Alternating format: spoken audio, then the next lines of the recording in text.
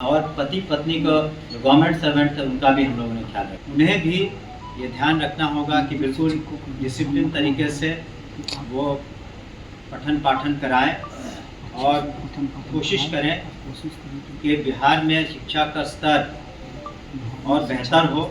की बात कर रहे हो तो क्या पंचायत में पोस्टिंग नहीं होगी, स्थानांतरण नहीं होगा, या पंचायत से बाहर की बात कर रहे हैं? नहीं, पंचायत के बाहर की बात कर रहे हैं, आप देख लें। और पति पत्नी को जो गवर्नमेंट सर्वेंट थे उनका भी हम लोगों ने ख्याल रखा। सर जो 10 विकल्प होगा सर, वो 10 विकल्प क्या जिला होगा, ब्लॉक होगा या मंडल होगा, मिला के 10 विकल्प? वो टोटल मिला के 10 विकल्प होगा, लेकिन कुछ उसमें शर्तें हैं जो कि हम लोगों ने एन्यूमरेट की, आप देख भी लेंगे उसके तहत।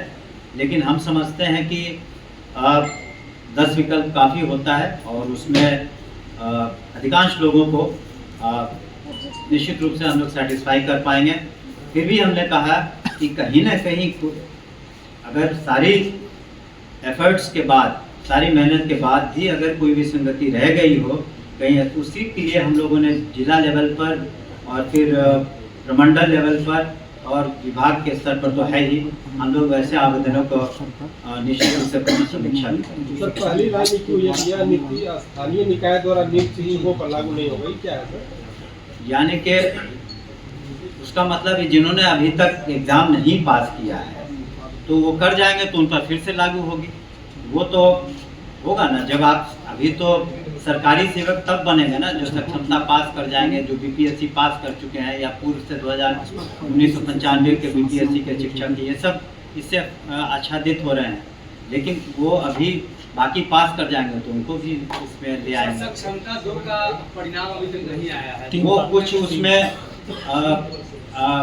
कुछ कठिनाइयाँ थी जो हम लोगों ने कहा है कि जल्द से जल्द उसको करने ये हम लोग उसका तिथि निकाल देंगे अति शीघ्र, क्योंकि एक सॉफ्टवेयर भी जब पॉलिसी अप्रूव हो गई है तो सॉफ्टवेयर बनाने में भी थोड़ा टाइम लगेगा।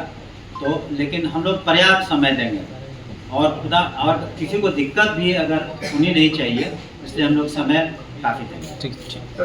इसका निराकरण करने के लिए हम लोगों ने पहले जिला स्तर पर डिस्ट्रिक्ट मैजिस्ट्रेट के लीडरशिप में एक कमेटी बनाई है कि वहाँ जिला स्तर पर इसका निराकरण हो सके, या फिर डिविजनल कमिश्नर के लेवल पर भी हम लोगों ने कमेटी बनाई है।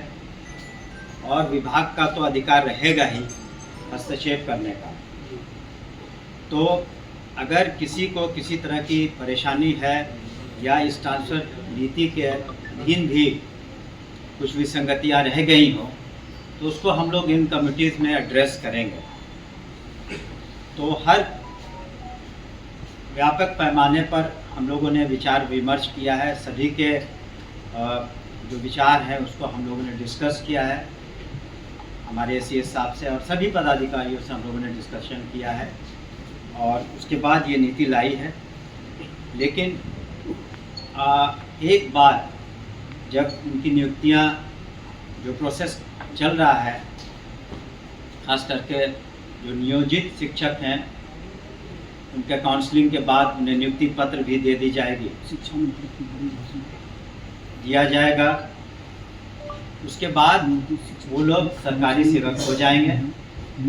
लेकिन उनसे भी हम अपेक्षा करेंगे, विभाग करेगा, सरकार करेगा, माननीय मुख्यमंत्री जी भी करेंगे कि अब आप सरकारी सेवक हो गए हैं तो बिल्कुल डिसिप्लिन के तहत उन्हें रहना होगा। उन्हें फ़ायदे भी हैं जो एक सरकारी सेवक को होता है, पोस्ट रिटायरमेंट या सरकारी सेवक को अन्य जो सुविधाएं दी जाती हैं उन्हें मिलेंगी।